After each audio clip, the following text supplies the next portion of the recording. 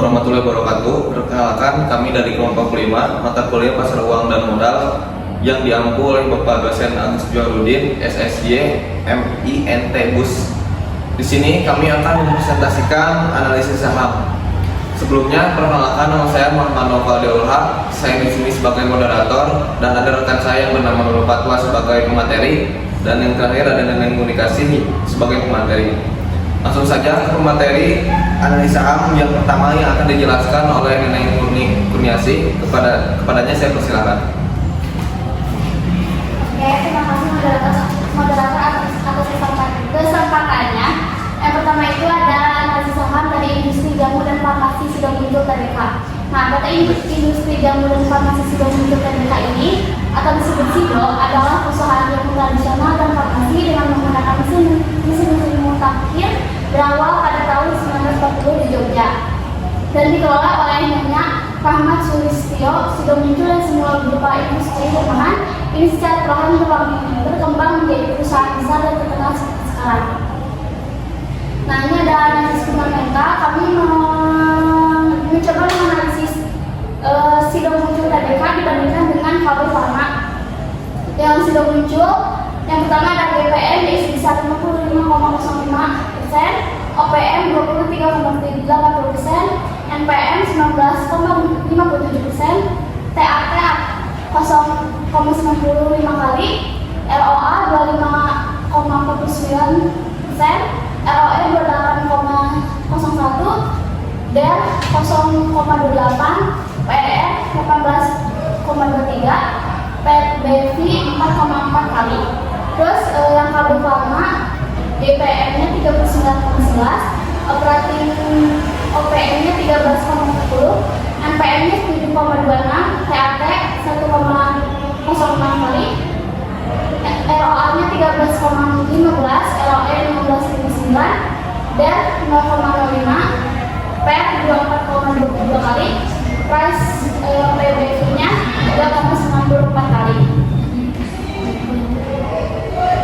Nah, dari analisis fundamental yang tadi, kita mengevaluasi rasio keuangan. Yang pertama, GPM sudah muncul memiliki keunggulan kompetitif dalam hal efisiensi produk dan kemampuan menetapkan harga jual yang tinggi daripada KB Pharma. OPM-nya sudah muncul memiliki pengelolaan biaya operasional yang lebih baik daripada KB Pharma. NPM-nya sudah muncul memiliki kinerja keuangan yang lebih baik daripada KB Pharma dengan tingkat profitabilitas yang lebih tinggi. TAT-nya KB Pharma lebih unggul dalam memanfaatkan asetnya untuk meningkatkan penjualan daripada sudah muncul. ROA sudah muncul lebih mampu menghasilkan laba dari asetnya daripada KB Pharma. ROE sudah muncul lebih mampu menghasilkan laba dari modalnya daripada KB Pharma. DER KB Pharma lebih konservatif dalam menggunakan hutang daripada membiayai asetnya daripada sudah muncul. PER pasar lebih optimis terhadap prospek KB Pharma daripada sudah muncul, dan PBV sudah muncul memiliki nilai pasar yang lebih tinggi daripada KB Pharma dan memiliki aset yang lebih berkualitas daripada KB Pharma. Selanjutnya ada analisis industri. Yang pertama ada faktor-faktor. Yang pertama ada faktor makroekonomi. Ada pertumbuhan ekonomi tinggi dan inflasi yang lebih tinggi, suku bunga yang tinggi, dan nilai tukar yang melemah. Selanjutnya ada faktor mikroekonomi. Yang pertama perubahan perilaku konsumen, perkembangan teknologi, dan persaingan dari usaha-usaha lain. Selanjutnya terkait industri dari industri kesehatan. Pertama meningkatnya kesadaran masyarakat akan kesehatan, pertambahan penduduk, dan perkembangan teknologi. Nah, perkembangan teknologi dari sudah muncul dan KB Pharma untuk sekarang itu sudah muncul pada tahun 2023 mencatatkan pertumbuhan penjualan sebesar 10%. Sedangkan KB Pharma pada tahun 2023 KB Pharma mencatatkan pertumbuhan penjualan sebesar 80%. Selanjutnya ada diversifikasi portofolio. Yang pertama ada diversifikasi produk. Yang kedua diversifikasi sektor, yang ketiga diversifikasi geografi. Terus rekomendasi investasi. Setelah menganalisis dari fundamental tersebut, untuk untuk industri jamu dan farmasi Sidomuncul Tbk, kami merekomendasikan untuk ditahan dalam jangka panjang dikarenakan harga terkini sudah menyentuh di harga terendah, yang dimana harga selama 1 tahun ke belakang menyentuh Rp 910 perak. Maka dari itu saya dan kami menahan saham ini untuk beberapa tahun ke depan dikarenakan akan menyentuh harga tertingginya, sehingga saya akan mendapatkan keuntungan. Lalu ada analisis secara jelas dan struktur serta alasan dan justifikasi. Nah, analisis jelas dan terstruktur ini sudah mungkin memiliki kinerja keuangan yang baik dengan margin dan tingkat pengembalian yang tinggi serta biaya utang yang rendah. Sudah muncul memiliki prospek pertumbuhan yang positif, apalagi di tengah pandemi COVID-19 tahun lalu. Sudah muncul juga terlihat konsisten membayarkan dividen kepada pemegang sahamnya tiap tahun dengan nilai terus meningkat, bisa dilihat dari jam tersebut. Terus juga pada hari ini atau kemarin 1 Desember 2023 harga saham Sido masih terbilang cukup stabil dengan harga yaitu 498 perak, kemudian harga tertingginya adalah 500 perak dengan harga terendah 498 perak. Alasan dan justifikasi termasuk analisis ekonomi nasional dan global. Nah, alasan dan justifikasi terhadap semua rekomendasi yang sudah saya berikan. Pertama, harga saham Sido telah menyentuh harga terendah dalam 1 tahun terakhir. Saham Sido saat ini berada pada level menarik untuk dibeli walaupun harus ditahan terlebih dahulu. Terus Sido merupakan perusahaan jamu dan farmasi yang memiliki produk-produk yang telah dikenal luas oleh masyarakat Indonesia, dan Sido memiliki manajemen yang solid dan berpengalaman.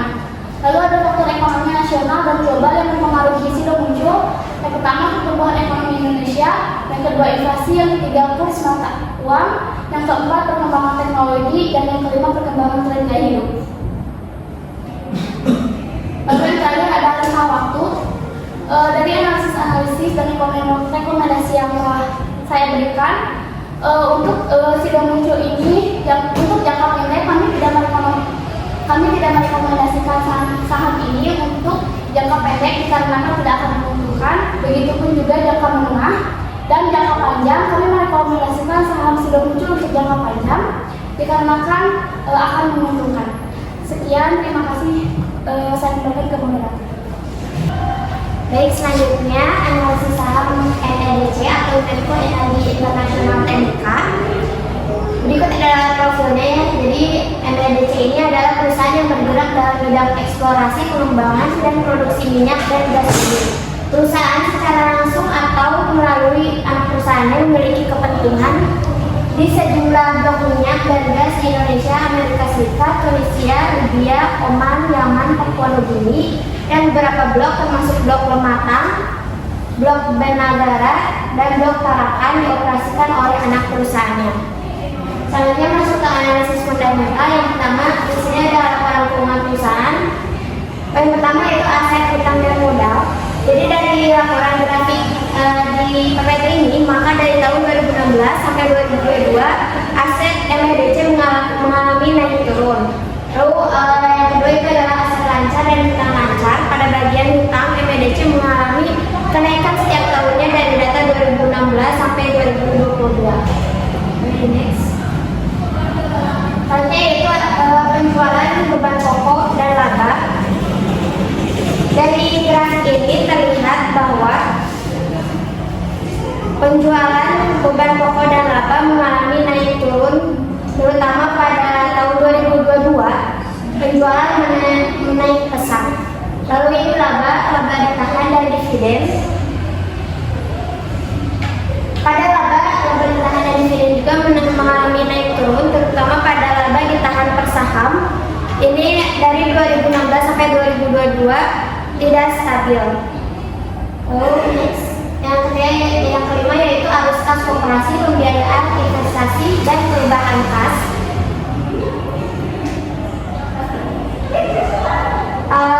Untuk arus kas koperasi, pembiayaan, investasi, dan perubahan kas ini mengalami kompleks, terutama pada investasi dan pembiayaannya. Lalu untuk operasinya mengalami peningkatan di tahun 2022. Lalu yang terakhir yaitu evaluasi dan rasio keuangan.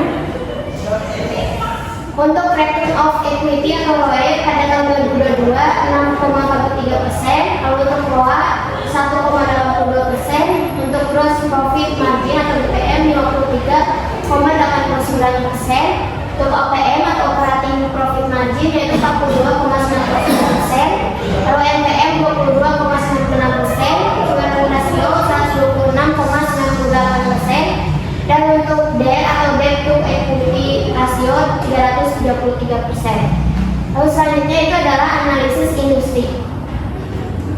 Nah, ada faktor-faktor eksternal yang mempengaruhi industri perusahaan MEDC, yaitu yang pertama adalah persepsi investor, lalu yang kedua ada kebijakan moneter, yang ketiga yaitu laporan keuangan, keempat faktor makroekonomi, yang kelima isu global. Lalu di sini ada tren industri dan perkembangan terkini. Secara umum, tren industri energi dan minyak saat ini sedang mengalami perubahan dengan meningkatnya kepedulian terhadap isu lingkungan dan perubahan iklim. Banyak perusahaan energi, termasuk Medco ini, mulai beralih ke energi terbarukan. Nah, di sini ada perkembangan terkini dari saham Medco tersebut, bisa kita lihat. Lalu selanjutnya ada diversifikasi portfolio. Nah, yang pertama diversifikasi portfolio ini ada beberapa saran dan strategi yang bisa dipertimbangkan, yaitu yang pertama diversifikasi sektor, yang kedua yaitu diversifikasi jenis aset, yang ketiga yaitu diversifikasi geografis, rebalancing portfolio, dan yang terakhir pahami fundamental perusahaan. Lalu selanjutnya ada rekomendasi investasi. Di perusahaan MEDC ini, kami merekomendasikan investasi saham MEDC dengan strategi jangka panjang. Kenapa? Karena ada beberapa faktor, yaitu yang pertama potensi cadangan migas Indonesia yang masih besar, lalu pertumbuhan permintaan migas global, lalu yang terakhir yaitu faktor peningkatan efisiensi dan produktivitas. Lalu selanjutnya ada struktur dan justifikasi. Yang pertama ini struktur saham MEDC. Ada dua, yaitu pemegang saham pengendali atau Medco Group itu adalah 52,78%, lalu pemegang saham publik 47,22%. Lalu di sini ada justifikasi saham MEDC. MEDC merupakan perusahaan migas yang memiliki prospek yang cerah. Hal ini didukung oleh beberapa faktor, yaitu yang pertama adalah potensi cadangan migas Indonesia yang masih besar, pertumbuhan permintaan migas global, dan peningkatan efisiensi dan produktivitas. Nah, berdasarkan faktor tersebut, saham MEDC dapat menjadi investasi yang menarik bagi investor yang mencari prospek jangka panjang yang baik. Lalu selanjutnya ada rentang waktu. Nah, berdasarkan data historis harga saham MEDC selama 5 tahun terakhir, yaitu dari 2018 sampai 2023, saham MEDC menunjukkan tren yang positif. Harga saham MEDC mengalami pertumbuhan yang signifikan pada tahun 2022, yaitu sebesar 125,5%. Lalu pada tahun 2023, saham MEDC mengalami fluktuasi. Harga saham MEDC sempat mencapai titik tertingginya pada tanggal 23 Maret 2023, yaitu sebesar Rp 1.705 per saham. Lalu yang terakhir adalah pada tanggal 30 November 2023, harga saham MEDC ditutup pada level rupiah 1.205 per saham. Harga saham MEDC tersebut masih berada di bawah level tertingginya pada tahun 2023. Nah, tetapi sudah berada di atas level terendahnya. Sekian presentasi dari saya kembalikan ke materi berikutnya. Baik, di sini saya akan memaparkan materi mengenai industri Mayora. Pada industri Mayora ini adalah salah satu perusahaan barang konsumsi terbesar di Indonesia. Perusahaan ini memproduksi berbagai macam produk makanan dan minuman, seperti biskuit, permen, wafer, coklat, kopi, dan teh. Adapun analisis fundamental dari PT Mayora ini, yang pertama itu ada indikator nilai laba bersihnya sebesar 2,4 triliun.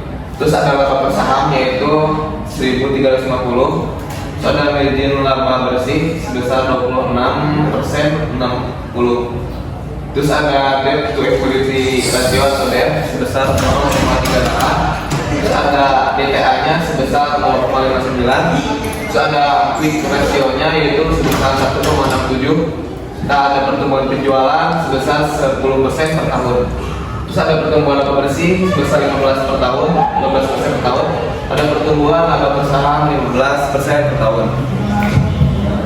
Lanjut ke analisis industri, yaitu yang pertama ada faktor-faktor dari analisis industri PT Mayora. Yang pertama ada faktor dari faktor ekonomi. Yang pertama ada kondisi ekonomi. Yang kedua ada perubahan demografi. Yang ketiga ada perubahan sosial budaya. Yang keempat ada nilai tukar yang aman. Terus ada juga faktor dari mikroekonominya.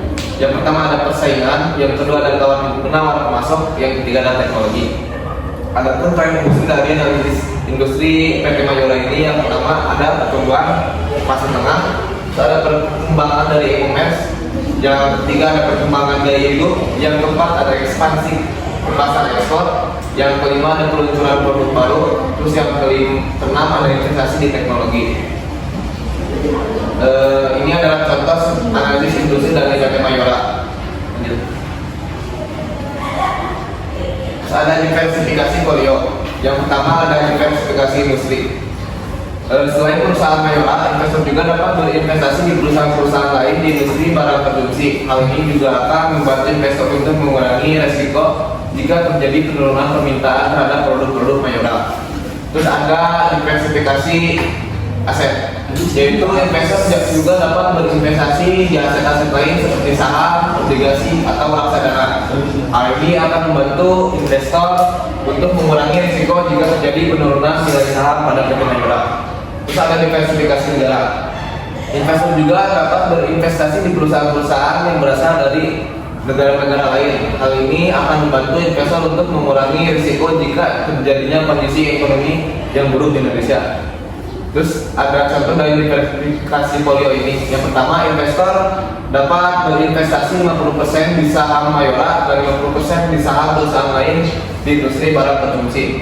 Terus yang kedua, ada investor dapat berinvestasi 30% saham di PT Mayora, 30% di obligasi, dan 40% di reksadana.